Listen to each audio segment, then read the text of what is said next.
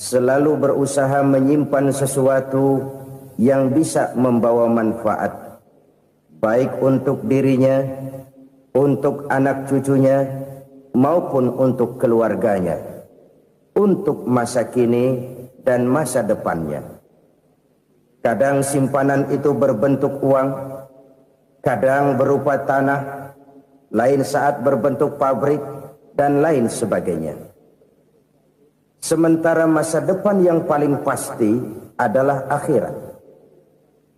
Jika untuk masa depan dunia kita rela memeras keringat, membanting tulang, pergi pagi dan pulang petang, menyimpan uang, menyimpan tanah, menyimpan pabrik, pernahkah kita merenung jika satu saat kiamat datang, kita dibangkitkan dari kubur masing-masing, berdiri di padang mahsyar untuk mempertanggungjawabkan seluruh kegiatan hidup kita di dunia ini, lalu kita akan menuju ke alam akhirat. Sudahkah kita mempunyai simpanan untuk akhirat kita? Pada pertemuan kali ini saya ingin menyampaikan sebuah hadis di mana Rasulullah sallallahu alaihi wasallam bersabda, "Arba'un min kanzil jannah." Simpanan sorga ada 4 macam. Yang pertama, ikhfa'us sadaqah, menyembunyikan sedekah.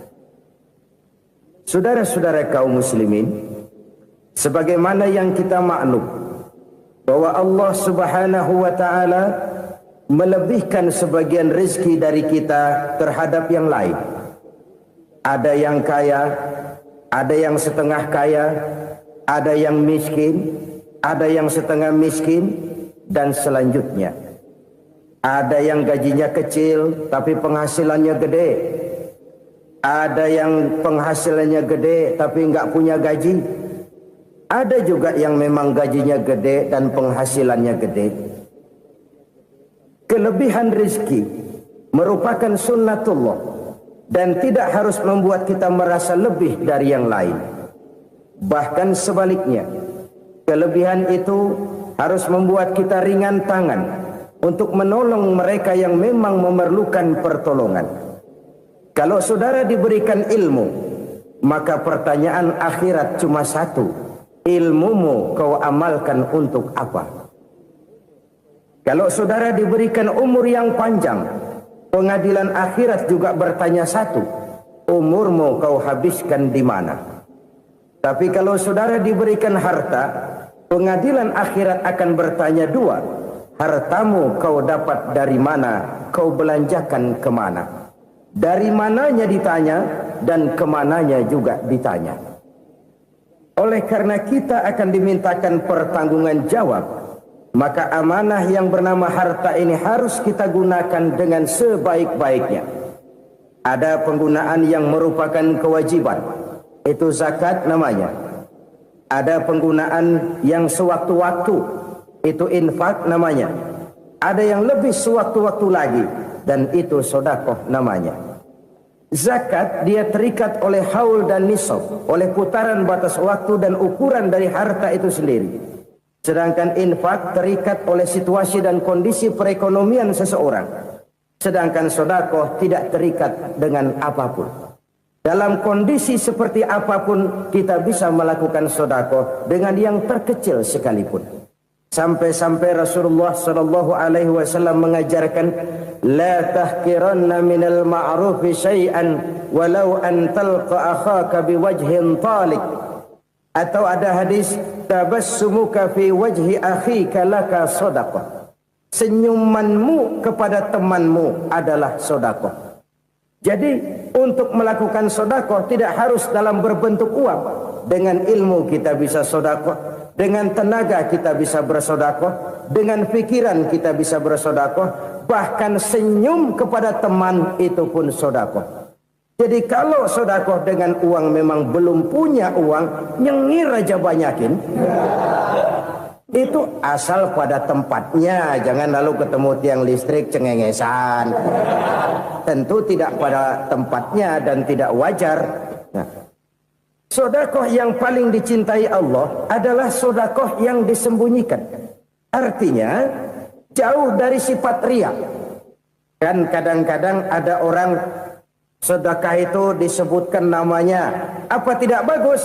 Kalau memang niatnya ikhlas, ya bagus-bagus saja untuk memberikan sugesti kepada yang lain. Di Fulan bin Fulan nyumbang sekian, diumumkan.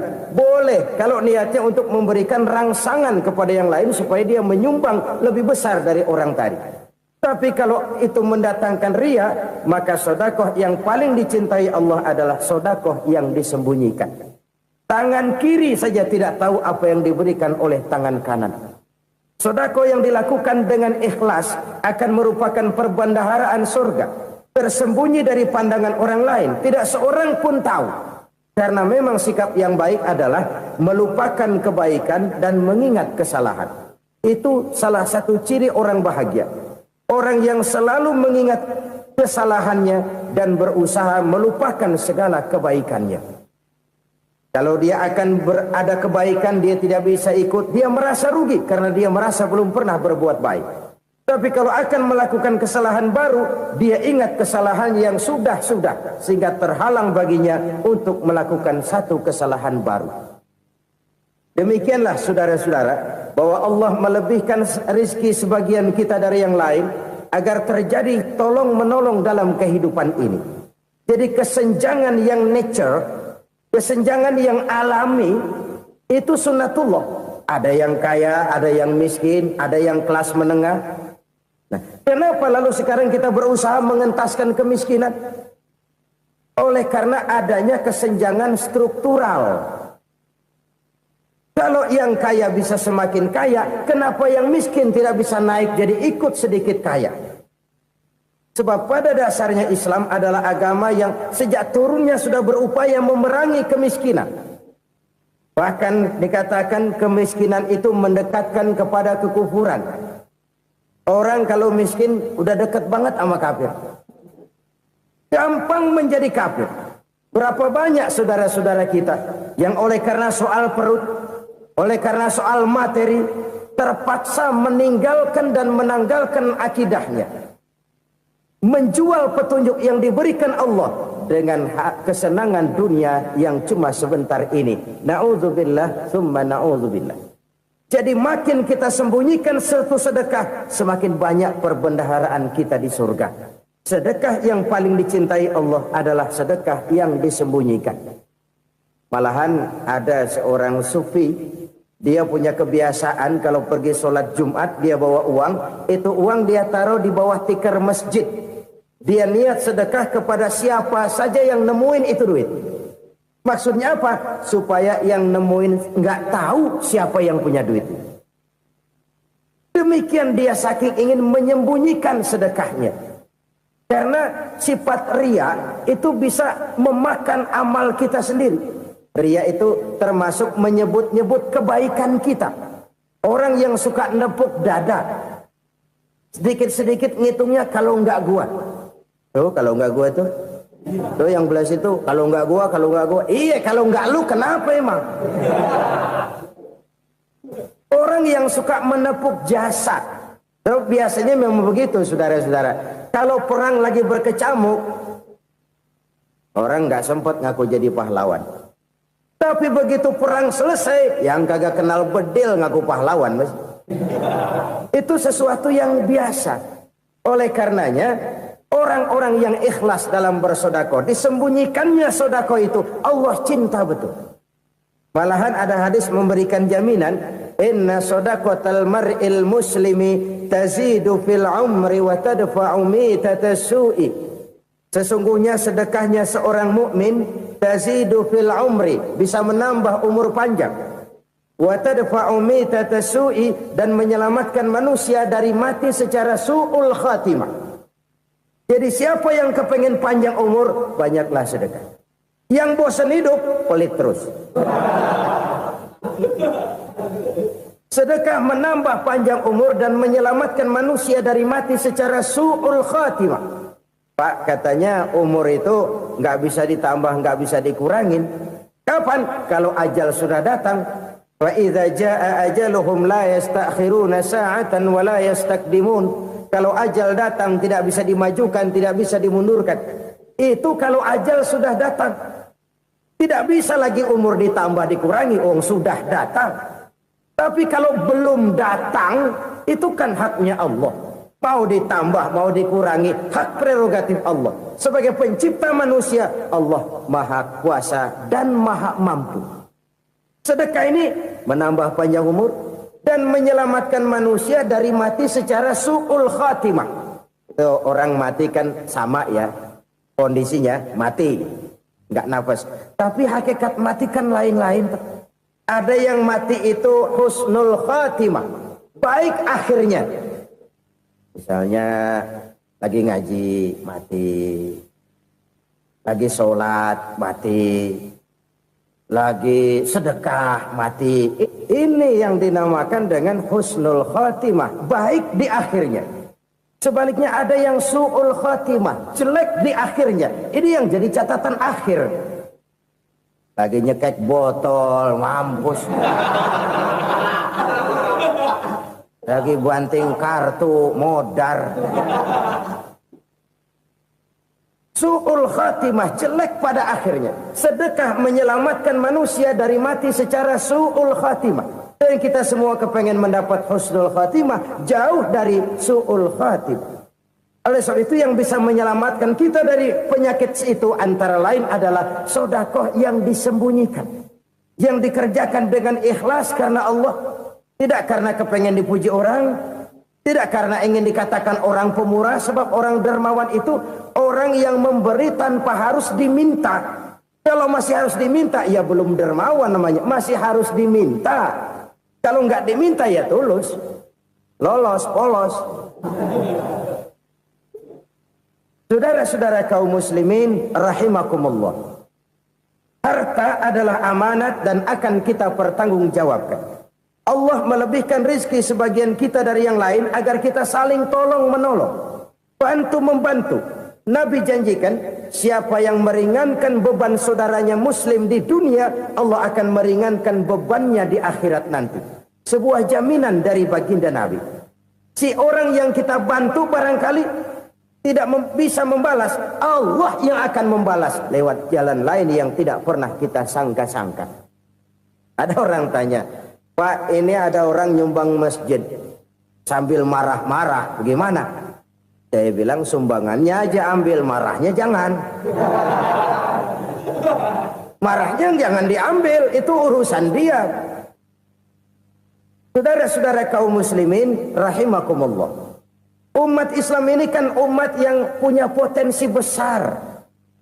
Kadang kita merenung, kenapa kadang-kadang pembangunan masjid kok lambat sekali? Kalau hotel hari ini peletakan pertama, bulan depan peresmian. Supermarket hari ini peletakan batu pertama, minggu depan peresmian. Tapi kalau sudah yang namanya masjid, kadang-kadang peletakan batu pertama sekaligus jadi batu terakhir. 3 tahun, 4 tahun, campur nebar jalak di jalanan, duit dijaring kayak ikan sepat. Apa tidak ada orang Islam yang kaya? Banyak. Apa tidak ada pengusaha muslim yang jadi konglomerat? Ada. Lalu yang belum banyak itu yang komit terhadap nilai-nilai agamanya. Akhirnya kita jatuh jadi umat yang lemah. Belum ada pengusaha konglomerat muslim buka pabrik supermi cap beduk misalnya umpamanya atau pabrik kecap cap sorban supaya identitas keislamannya sedikit kelihatan. Kita jatuh jadi umat yang lemah karena potensi tidak terinventarisir dengan baik. Kita ini ibarat kompor yang cuma matengin nasi orang lain. Potensi kita dimanfaatkan oleh orang lain. Ukhuwah Islamiyah kita baru terbatas kepada silaturahmi. Ukhuwah di bidang ekonomi kita lemah, ukhuwah di bidang kebudayaan kita lemah, apalagi ukhuwah di bidang politik kita lebih rapuh lagi. Padahal ukhuwah itu adalah totalitas kehidupan manusia, menyangkut ipolek sosbud, memerlukan nilai-nilai ukhuwah. Jadi oleh karena itu mari kita menyadari di dalam harta kita, walaupun kita yang cari, pergi pagi, pulang sore, peras keringat, banting tulang, di sana ada harta anak yatim. Di sana ada hak masjid. Di sana ada hak pesantren, di sana ada hak jihad. Berbahagialah seseorang apabila dia oleh Allah dijadikan keran. Keran itu menyimpan air, tapi tidak untuk dirinya, tapi disalurkannya kepada mereka yang memang memerlukannya. Saudara-saudara kaum muslimin rahimakumullah, ini yang pertama. Jadi perbendaharaan surga adalah menyembunyikan sedekah. Orang lain nggak tahu, kita pun nggak pernah ngitung-ngitung. Kita anggap lewat begitu saja, padahal itu deposit akhirat. Satu. Yang kedua, perbendaharaan surga itu apa? Wa kitmanul musibah, menyembunyikan kesulitan. Kadang orang takut menghadapi kesulitan, tapi makin kita merenung, hidup ini kan sebenarnya urusan. Takut sama urusan, ya jangan hidup. Tandanya orang hidup itu kalau punya urusan. Urusan melupakan problem. Problem sering menimbulkan kesulitan. Kesulitan bukan untuk ditakuti, tapi untuk diatasi dan dicarikan jalan keluarnya. Siapa sih orangnya yang nggak pernah sulit-sulit? Makin tinggi status sosialnya, makin gede urusannya. Makin tinggi kualitas imannya, makin berat tingkat kesulitannya. Cuma memang yang namanya enak itu seperti pelangi. Biang lala itu nggak pernah di atas kepala kita, di atas kepala orang melulu. Lo sih enak lo, kata kita. Dia juga bilang, yang enak kan lo.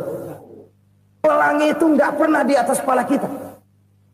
Kata tukang beca, aduh enak ya naik Mercy. Kata tukang beca, apa yang di dalam mobil Mercy? Aduh enak bener tukang beca, di jok ngeringkuk ngorok pulas bener. Saya kamar pakai AC, sejuk, tempat tidur sutra, empuk, alga, spring bed, kulak kulik nggak bisa pulas kalau belum minum Valium, belum tidur. Enak bener tukang beca, di jok ngorok nggak tahu wetan kulon.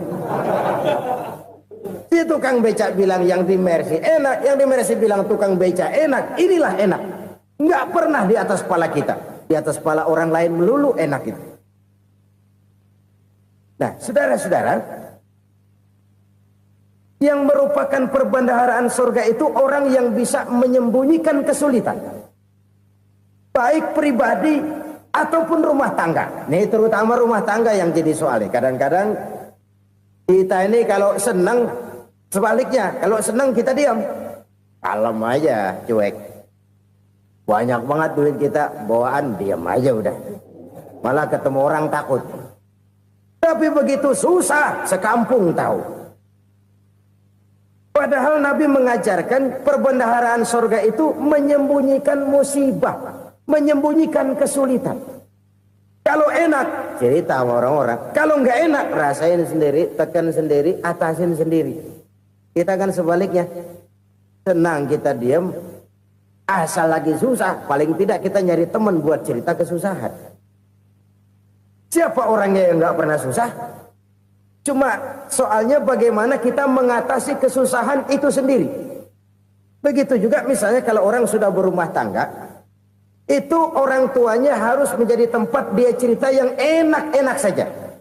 Yang nggak enak rasain berdua, selesaikan berdua, atasin berdua. Jangan dibalik. Asal senang diam, giliran susah saja. Maknya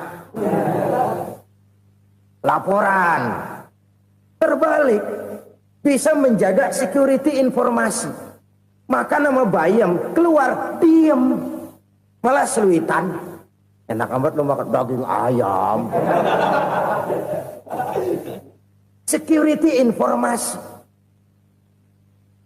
Saudara-saudara kaum muslimin rahimakumullah.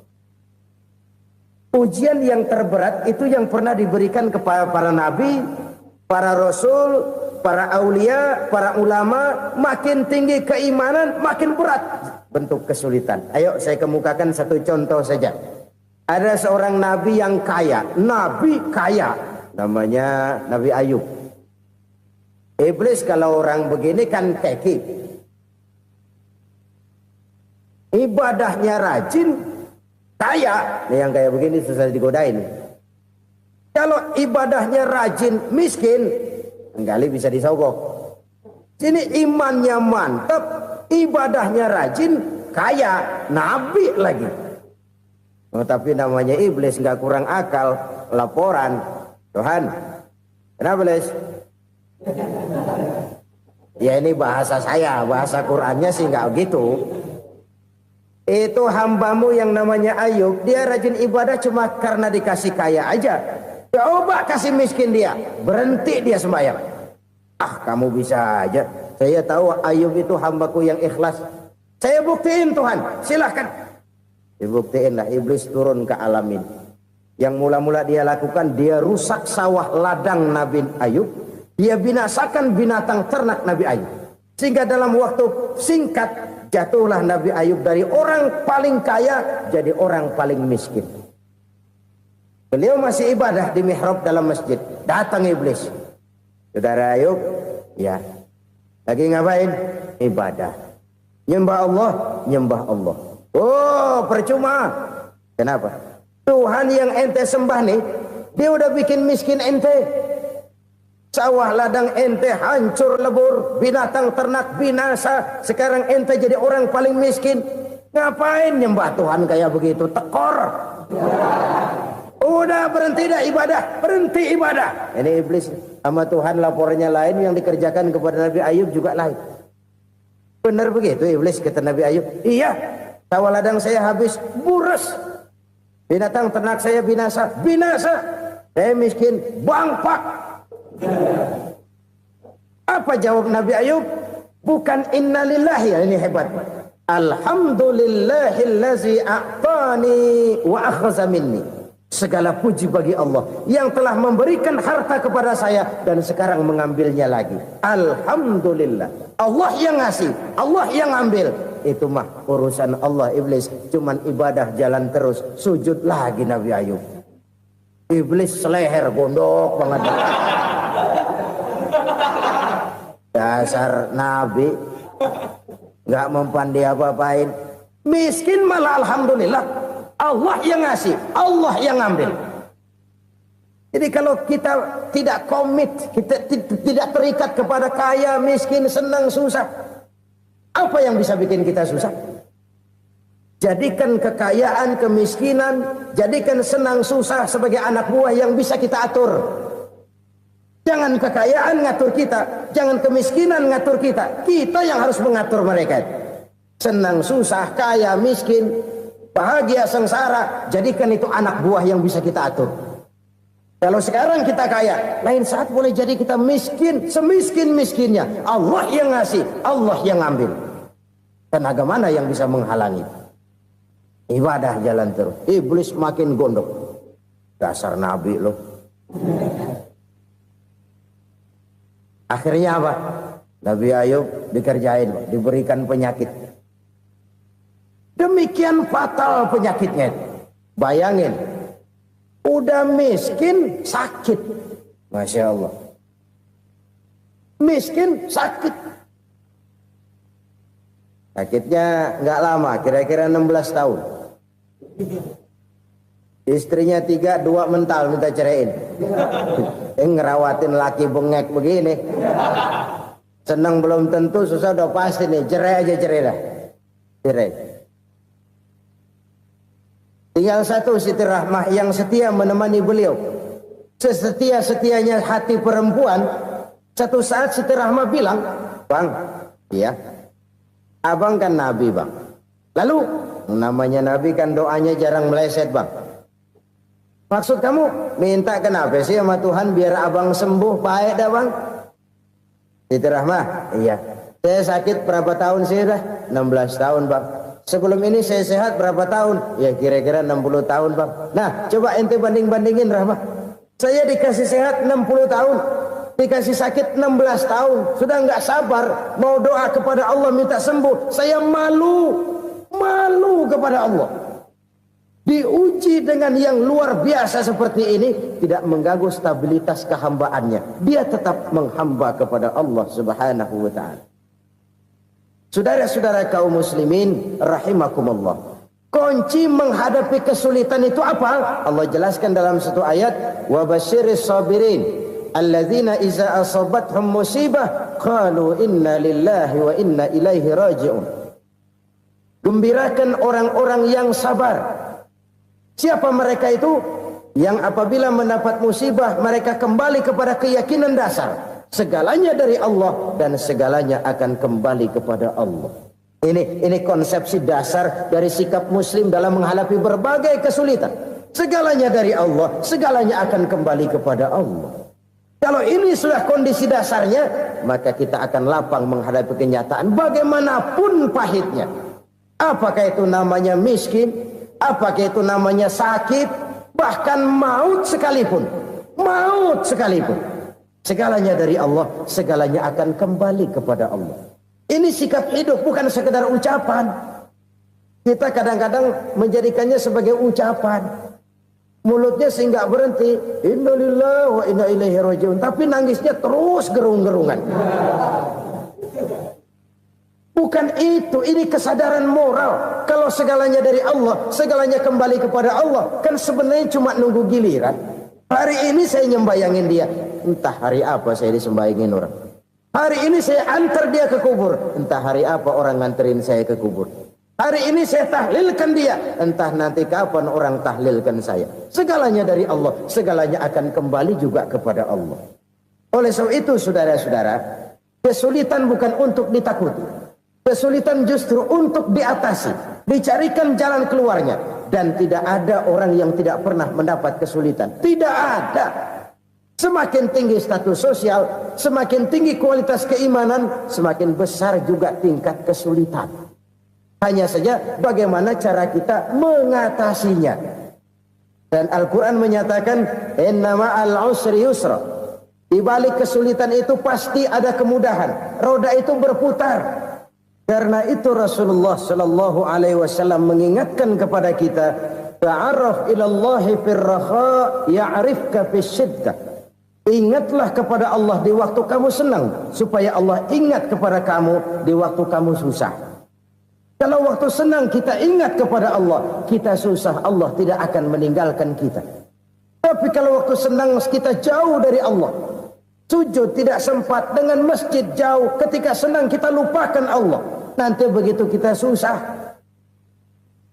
Allah lupakan kita. Dan itu menyakitkan. Oleh karena itu orang-orang tua kita dulu bilang, kalau lagi sehat ingat-ingat lu bakal sakit nanti.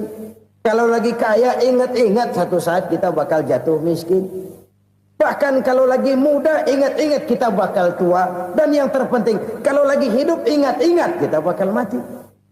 Saudara-saudara kaum muslimin rahimakumullah. Jadi yang kedua yang merupakan perbendaharaan surga, menyembunyikan musibah.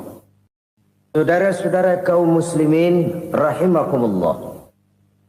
Hal ketiga yang merupakan perbendaharaan surga adalah wasilatur rahmi. Orang yang suka bersilaturahmi. Sebagaimana yang kita maklum bahwa manusia adalah makhluk yang disebut zon politika. Makhluk sosial yang tidak mungkin hidup sendiri-sendiri. Betapa dan siapapun kita memerlukan orang lain. Bodoh betul manusia kalau tinggal di tengah masyarakat tapi tidak mau bermasyarakat. Merasa hebat sendiri, pintar sendiri, gagah sendiri, kaya sendiri. Mungkin kalau mati juga ngubur sendiri. Jangankan kita di sini, di sorga saja Nabi Adam waktu sendirian bengong melulu, ngondar mandir. Allah tegur dalam sepidang. Ya ini kalau bahasa saya. Iya Tuhan, sepi ini nggak ada coret-coretan pisan ini. Diciptakan Siti Hawa baru anteng Nabi Adam. Itu di sorga. Cobalah. Umpamanya saudara tinggal di Jakarta nih. Kayak bener. Apaan aja di Jakarta punya saudara dah. Jembatan Semanggi ambil. Monas buntel bawa pulang. Hotel-hotel ambil semua. Cuman tinggal di Jakarta sendirian, apa enaknya? Betapa dan siapapun kita perlu orang lain.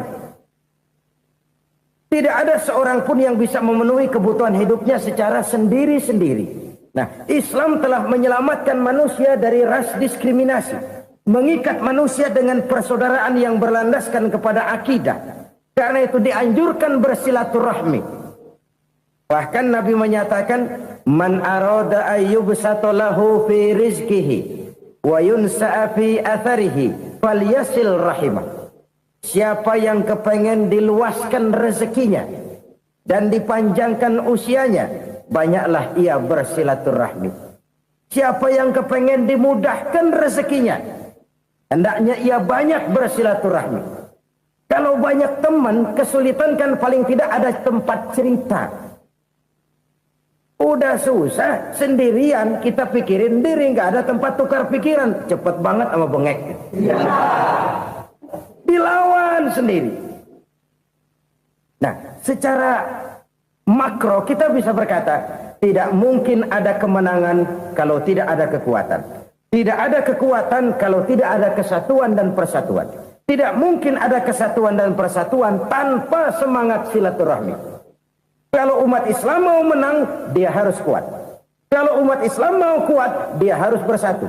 Kalau umat Islam mau bersatu, dia harus membudayakan silaturahmi ini.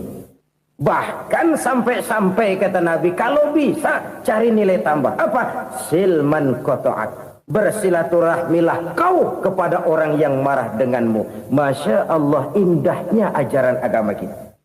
Orang yang marah pun kepada kita, kata Nabi, kalau bisa bersilaturahmilah kepadanya. Kepada orang yang marah itu. Di situ nilai tambah. Cuman jujur nih hadis, ngucapinnya gampang, ngamalinnya yang berat banget. Orang marah sama kita, kita disuruh silaturahmi. Ada apa sama lu? Lu marah, ada gue marahan lagi. Tunggu pikirin. Saudara-saudara kaum muslimin rahimakumullah. Tapi ini yang diajarkan, bahkan ini yang dicontohkan oleh baginda Rasul. Bagaimana begitu mudah, misalnya satu saat Abu Jahal ini ngatur strategi bagaimana bikin Muhammad celaka. Dia gali lubang di depan tempat tidurnya. Dia tutupin daun korma. Terus dia panggil seseorang, ke sini. Kasih tahu Muhammad, pamannya sakit keras, minta ditengokin. Berangkat orang ini ke sana. Muhammad, labbaik. Pamanmu sakit keras, dia minta ditengokin. Baik, saya akan datang menjenguk beliau.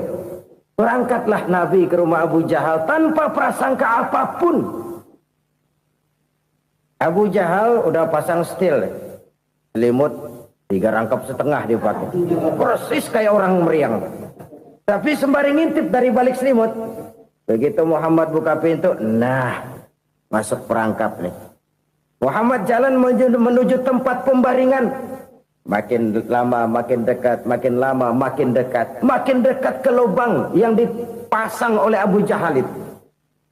Dalam hati Abu Jahal, terus dah jatuh, mampus dah lo ini. Mampus lo hari ini nih. Apa yang terjadi? Malaikat Jibril datang. Muhammad, pamanmu cuma pura-pura sakit. Di depan tempat tidurnya ada lubang perangkap supaya kamu jatuh ke situ. Sudah, kamu pulang. Balik kanan Nabi. Sudah hampir jatuh ke lubang, balik kanan, pulang. Bayangin kecewanya Abu Jahal. Muhammad dikit lagi, Muhammad dikit lagi. Enggak paman, saya pulang aja. Emosi bangun dari tempat tidur, enggak sadar kalau lagi pura-pura sakit. Lompat ngejar Nabi, dia lupa dengan lubang yang dia gali. Serak, nyemplung sendiri ke dalam lubang.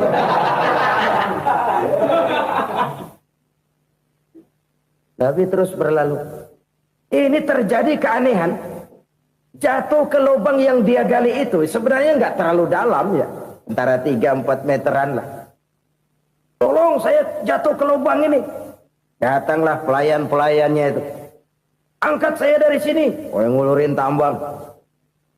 Satu gulung, belum juga nyampe itu tambah. Kurang, beli lagi ke warung. Sambung, ulur lagi, nggak juga bisa sampai. Wah, ini kerjaan Muhammad ini. Tolong, siapa salah seorang kamu ke rumah Muhammad, kasih tahu encangnya kecebur. Minta ditolongin. Sampaikan kepada Rasul. Kenapa? Pamanmu jatuh ke lubang, Muhammad minta tolong diangkatin. Tambang udah nyambung-nyambung nggak nyampe juga. Ya, nanti saya datang, saya tolong. Coba. Nyata-nyata orang berniat jahat mau mencelakakan dia. Datang dia menolong. Ini yang disebut air tuba dibalas air susu ya ini. Bukan sebaliknya. Air tuba dibalas air susu. Paman, kecebur ya? Iya Muhammad, tolong ini. Pegang tangan saya. Nabi ulurkan tangannya. Nyampe. Dipegang oleh Abu Jahal.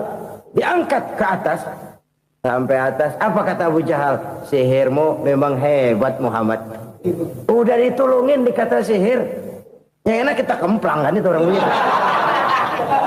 Urusan apa? Tapi inilah akhlak.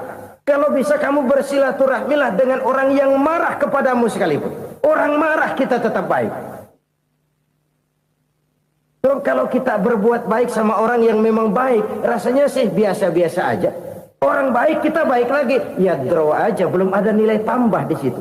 Baru ada nilai tambah kalau kita bisa berbuat baik kepada orang yang nyakitin kita. Itu namanya kita setingkat di atas dia. Dia sakitin kita, kita berbuat baik sama dia. Dia pelit sama kita, kita baik sama dia. Dia marahin kita, kita deketin dia. Di situ kita punya nilai tambah. Jadi siapa yang ingin diluaskan rezekinya kata Nabi dan dipanjangkan umurnya, hendaklah ia banyak-banyak bersilaturahmi. Sederhana sebenarnya silaturahmi, tapi silaturahmi membangkitkan semangat kesatuan dan persatuan. Kesatuan dan persatuan melahirkan kekuatan. Dalam matematika 1 ditambah 1 pasti 2. Tapi di tengah masyarakat, 1 orang takut ditambah 1 orang takut, hasilnya jadi 2 orang setengah berani. Kenapa setengah berani? Karena udah berdua. Tadi pan takut sendirian. Kalau dia kumpul turu-turu takutlah jadi berani. Kita yang lemah, kita yang tidak berdaya, kita yang miskin, kalau mau kompak bersatu, apa yang nggak bisa kita kerjain? Apalagi tinggal di kota besar, pilihan cuma 2. Bertahan atau minggir. Bertahan atau minggir. Untuk bisa bertahan harus mampu bersaing. Untuk mampu bersaing harus punya keahlian. Keahlian harus ditunjang dengan pendidikan.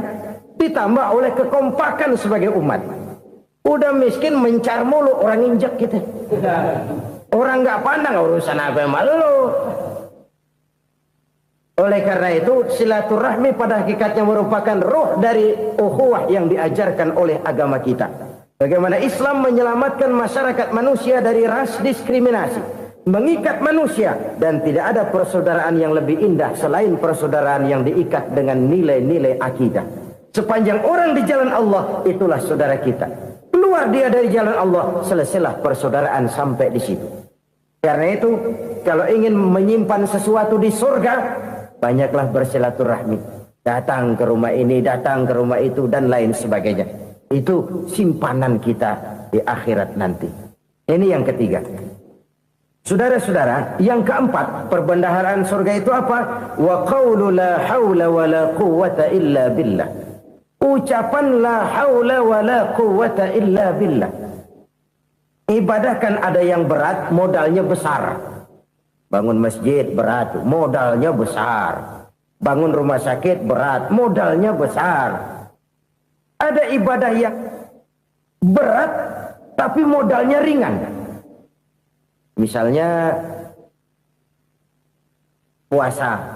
Puasa itu berat, mengendalikan nafsu.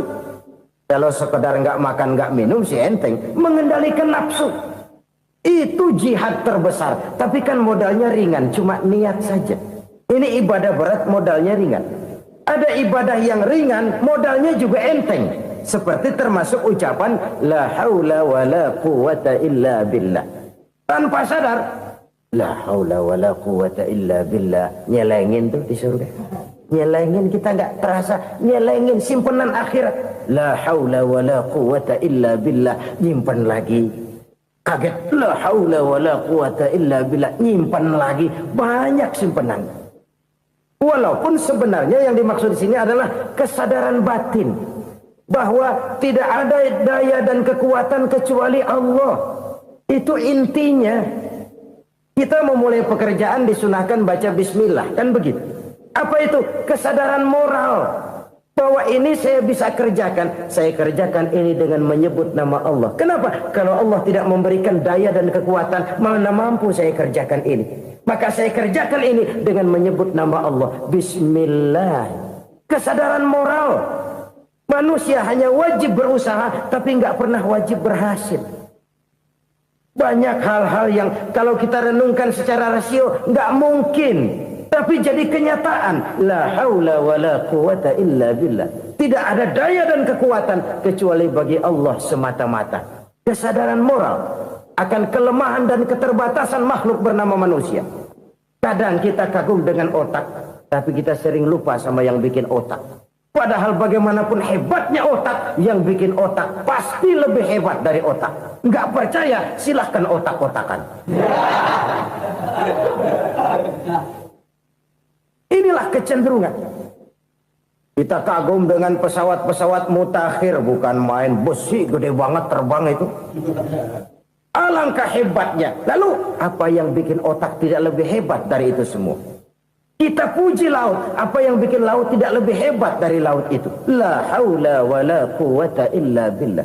Tidak ada daya dan kekuatan kecuali Allah. Apa yang bisa kita lakukan kalau tidak karena daya dan kemampuan yang diberikan oleh Allah kepada kita? Lahirlah sikap tawadu, rendah hati, tidak melonjak menjadi angkuh dan sombong, sadar akan kelemahan dan keterbatasan diri. Sebagai makhluk yang diciptakan oleh Allah Subhanahu wa taala. Jadi satu sisi ini ucapan yang berpahala, la haula, jadi wiridan. Pada sisi lain ini kesadaran moral, sikap mental, kesadaran batin bahwa yang punya daya dan kekuatan itu cuma Allah. Kita nggak pantas untuk sombong. Sebab sombong itu pakaiannya Allah. Kita nggak sedang pakai pakaian Allah, kegedean. Dan makin kita renungi, makin terbentur. Apa sih yang bisa kita sombongin? Kita mau sombong apa? Kaya? Pintar? Itu kan semua relatif. Di atas langit masih ada langit lagi. Jadi oleh karenanya, marilah kita menyadari. Manusia hanya wajib berusaha, tapi tidak pernah wajib berhasil. Yang berusaha saja tidak wajib berhasil, apalagi yang tidak berusaha. Islam bukan agama orang pemalas yang selesai sholat lalu endelohom, nggelenggem ayem-ayem. Tapi Islam bukan agama orang sombong yang setelah berusaha lalu tidak memerlukan Allah. Kita bisa saja bikin proyeksi, tahun sekian kita bakal panen besar menurut perhitungan otak. Tapi ada kejadian lain. Apa? Tikus ngambek. Habis itu dimakanin tikus, panen gagal. Proyeksi rasional gagal oleh tikus-tikus yang ngambek itu. Bisa saja terjadi. Tahun depan kita panen besar, urung. Kenapa? Musim panas panjang. Dan sekarang ini koran-koran bikin berita musim mengalami penyelewengan. Bukan cuma manusia yang nyeleweng sekarang. Musim pakai nyeleweng. Mestinya kan musim hujan udah selesai. Masih hujan-hujan juga.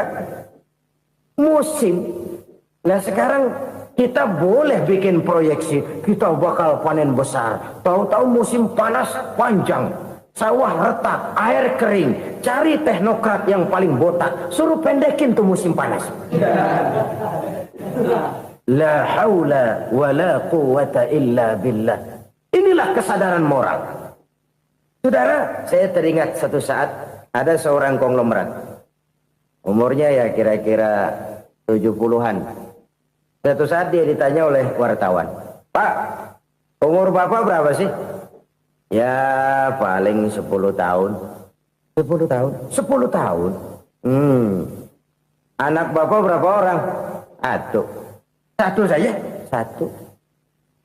Harta Bapak berapa? Ya paling-paling bangsa 7 juta kali. 7 juta? Iya. Pak, kenapa Bapak bohongi saya? Bapak punya buku biografi. Koran-koran, majalah-majalah banyak memuat cerita riwayat hidup Bapak. Saya tahu umur Bapak 70. Kenapa bilang cuma 7 tahun?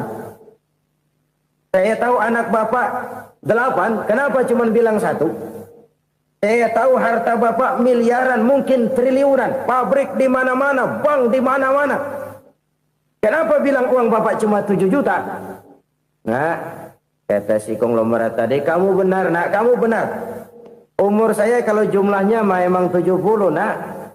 Cuman ingat-ingat saya, baru 7 tahun terakhir ini saya sujud. Baru 7 tahun terakhir ini saya berusaha dekat dengan Allah. Saya laksanakan perintahnya, saya jauhi larangannya. 7 tahun inilah rasanya yang ada nilainya di hadapan Allah. Yang 63 tahun matong, kelabu, kelem umur gue. Habis untuk maksiat, untuk munkarat. Maka ketika ditanya tadi, umur saya 7 tahun itu. Oh begitu Pak. Oh iya. Lalu anak Pak. Anak bapak kan 8. Kenapa bilang cuma 1? Nah, kalau jumlah hitungannya memang anak saya 8. Tapi dari 8 orang ini rasanya cuma 1 nih. Yang bakal jadi buah hati, belahan jantung. Pelanjut cerita, penerus sejarah. Bakal jadi anak soleh yang akan mendoakan saya. Cuma 1 rasanya anak saya ini yang bakal jadi buah hati saya. Besar-besaran saya. Yang akan mendoakan di kubur saya. Yang akan mendoakan di akhirat saya. Yang 7 orang mana, Masya Allah, yang atu tenggeng, yang atu nyekek botol ngolo, yang atu nggak karu-karuan. Makanya saya bilang 1 anak saya yang akan bisa mendoakan saya. Oh begitu Pak. Iya. Nah harta Pak, harta Bapak kan triliunan, pabrik Bapak di mana-mana, uang Bapak hampir di tiap bank-bank besar. Kenapa bilang cuma 7 juta? Betul kau nak. Harta saya kalau jumlahnya memang miliaran, triliunan mungkin. Tapi yang saya ingat baru 7 juta tuh yang saya belanjakan di jalan Allah. Saya nyumbang masjid, saya santuni yatim piatu, saya bantu pembangunan pesantren, saya bantu pembangunan rumah sakit Islam. Itu yang akan saya bawa pulang ke akhirat, yang 7 juta itu. Yang triliunan itu nanti akan diperebutkan oleh anak-anak saya sebagai waris saya. Jadi harta saya 7 juta itu yang bakal nemenin saya di akhirat. Yang akan saya bawa pulang jadi teman saya. Saudara-saudara kaum muslimin, jangan-jangan orang tua itu adalah kita-kita ini. Jangan-jangan kita-kita ini adalah orang tua itu. Jangan-jangan itu potret dari diri kita masing-masing. Dari sekian umur yang diberikan Allah, berapa tahun yang ada nilainya di hadapan Allah? Dari sekian anak-anak yang merupakan amanah, berapa yang akan mendoakan kita sebagai orang tuanya menjadi anak soleh? Dari sekian banyak harta yang diberikan Allah, berapa yang akan kita bawa pulang menghadapnya nanti, yang kita belanjakan di jalan Allah? Ini sebuah potret kehidupan. Karena itu kita kembali kepada la haula wa la quwwata illa billah. Kita wajib berusaha, kita wajib berikhtiar. Selebihnya, segala daya dan kekuatan hanya milik Allah saja semata-mata. Satu kesadaran batin dari setiap pribadi muslim. Setelah ia berusaha dan berikhtiar, ia menyerahkannya kepada Allah Subhanahu wa ta'ala. Jadi, satu sisi ini merupakan wiridan ucapan yang mengandung pahala. Pada sisi lain, ini merupakan sikap batin dari seorang muslim di dalam ia menghadapi realitas kehidupan ini. Saudara-saudara kaum muslimin, rahimakumullah. Kalau ini kita jadikan satu basis kehidupan, maka ini akan menyelamatkan manusia dari kemungkinan tergelincir menjadi orang yang lupa diri dan lupa darat. Sebab itu Imamul Ghazali berpesan, jadidis safinah fa innal bahra amiq wa khuziz zad fa inna safara ba'id wa khaffifil hamla fa innal hamla sadid. Perbarui selalu kapalmu karena lautan sangat dalam. Bawa bekal yang banyak karena perjalanan ini sangat jauh. Ringankan beban karena kebanyakan beban akan menyakitkan. Alangkah indah kalimat ini, alangkah dalam makna yang terkandung di sana. Perbarui selalu kapalmu karena lautan sangat dalam. Apa artinya ini? Jaga mentalmu baik-baik. Pelihara imanmu baik-baik karena hidup penuh cobaan seperti lautan. Kita kalau berlayar di lautan kan kadang-kadang tenang, angin bertiup sepoi-sepoi basah. Jika malam datang bintang gemintang bertabur menghias cakrawala. Rembulan memantulkan sinarnya dengan indah. Dalam keadaan begitu berlayar enak. Tapi lain saat ombak menggunung, halilintar menyambar, angin topan bertiup.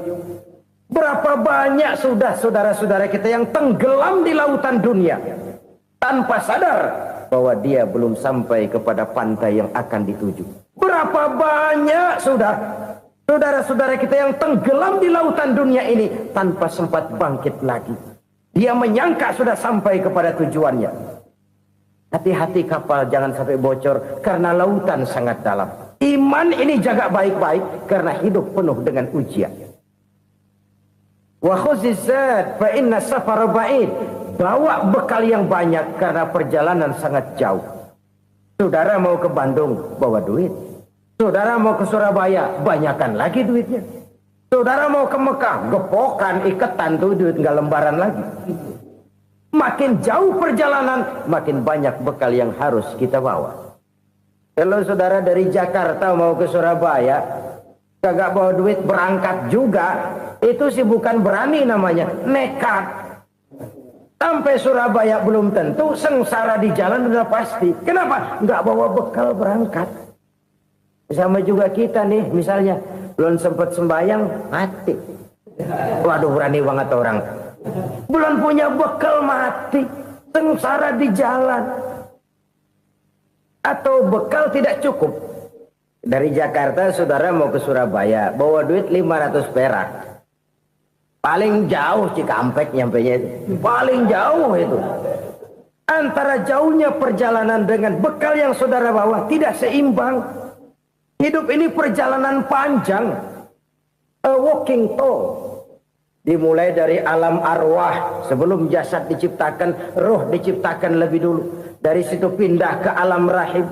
Dari alam rahim pindah ke alam dunia.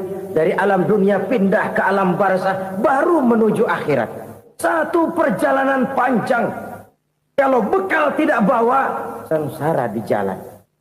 Bawa bekal yang banyak karena perjalanan ini sangat jauh. Wa khaffifil hamla, ringankan beban karena beban itu cuma akan menyulitkan.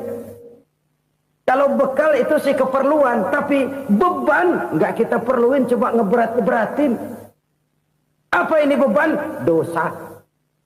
Kecurangan, kebatilan, kezoliman, ketidakadilan, kesewenang-wenangan. Itu akan jadi beban kita di akhirat. Alangkah celakanya, perjalanan panjang, bekal tidak bawa, beban kelewat banyak. Alamat sengsara di jalan. Pahala tidak ada, dosa berlipat ganda. Na'udzubillah, summa na'udzubillah. Kalau kita rangkum nasihat Al-Ghazali dengan kisah si konglomerat tadi, kita akan mengambil kesimpulan. Pertama, bekal terbaik dalam menghadapi gejolak kehidupan ini tidak lain adalah iman. Yang kedua, pahala dan dosa. Dua hal kontroversial. Pahala adalah bekal, dosa adalah beban. Tapi kita sekarang kan tidak begitu terangsang kepada yang abstrak. Orang berlomba mencari yang konkret-konkret saja. Yang real. Kalau memang dosa, benjol dong. Kira-kira begitu. Kira-kira begitu. Persis orang Yahudi dulu. Orang Yahudi itu kan pernah minta kepada Nabi Musa. Ya Musa, lan nu'mina laka hatta narallaha jahrah. Musa, kami nggak bakal mau beriman kepada Allah kalau belum kami lihat Allah ada nongkrong di depan kami. Kalau memang